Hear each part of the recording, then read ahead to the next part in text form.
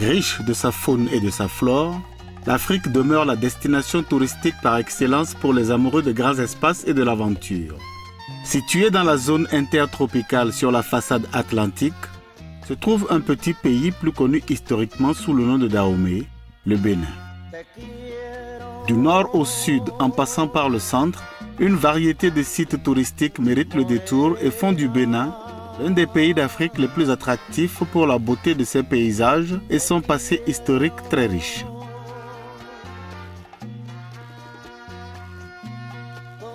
Tout le sud du Bénin, entre le lac Aémé et l'océan Atlantique, regorge de sites naturels propices à l'écotourisme et au sport nautique. Vivant traditionnellement de la pêche, les populations du Mono, très accueillantes, ont favorisé l'implantation des Portugais au XIXe siècle dans la région de Grand Popo. D'abord portugaise, la ville s'est réellement développée pendant la colonisation sous l'impulsion de l'administrateur français Dreyfus en 1901. Présence française dont on voit encore les vestiges avec le premier hôpital du Dahomey et un comptoir français du XIXe siècle. La Novicha, fraternité en dialecte local, réunit à Pâques les Hula et les Huela, natifs de Grand Popo, en une fête gigantesque qui voit l'affluence de milliers de touristes nationaux et internationaux.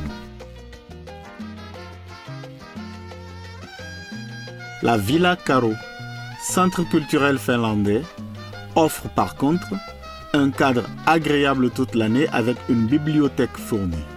Son petit musée d'art contemporain local regorge de véritables trésors. Centre à vocation internationale, la Villa Karo accueille chaque année des artistes venus de tous les horizons, aussi bien dans le domaine de la musique que dans celui des arts plastiques.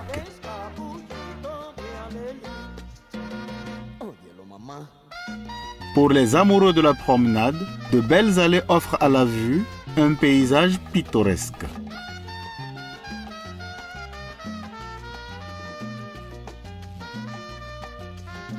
Ville balnéaire par excellence, Grand Popo abrite une multitude d'infrastructures hôtelières offrant le gîte et le couvert pour toutes les bourses, même les plus modestes, dans un décor tropical unique et sécurisé. Le dépaysement est offert en prime et ici, sous les cocotiers des tropiques, vous pouvez rester connecté au monde grâce à Internet et surfer sur la mer et sur le web en toute quiétude sur de belles plages privées. Et pour ceux qui le souhaitent, calme et repos garantis. L'activité principale des habitants de Grand Popo est la pêche. On peut encore observer sur la plage des habitats traditionnels faits de branches de cocotiers qui abritent des familles de pêcheurs. La pêche à l'épervier, pêche artisanale, se pratique encore ici comme au siècle passé, à l'aide de barques pittoresques dont on se sert pour tendre les filets dans la mer. Ces filets sont ensuite halés le long de la berge par des hommes pendant que les enfants surveillent au large la rectitude du filin, y prenant un plaisir évident. Une fois la pêche faite, les femmes se chargent de la commercialisation du poisson. Voilà, c'est Grand Popo, mon coin de paradis à moi.